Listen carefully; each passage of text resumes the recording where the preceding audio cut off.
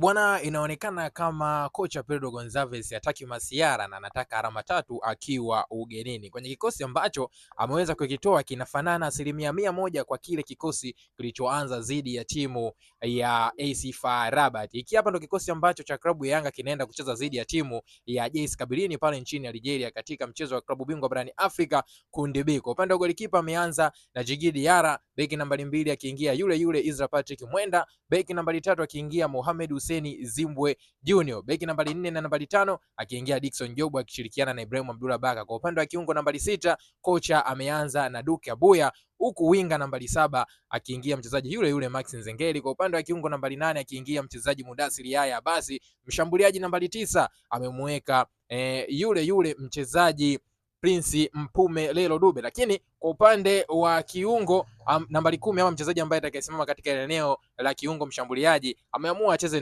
na Pacome Zouzoua, lakini kwa upande wa winga ya kushoto ameingia na mchezaji Celestine Ekua. Ni yapi maoni yako mwana mchezo wangu? Tuambie kupitia sehemu ya comment, bila kusahau kulike, kushare na kutufollow.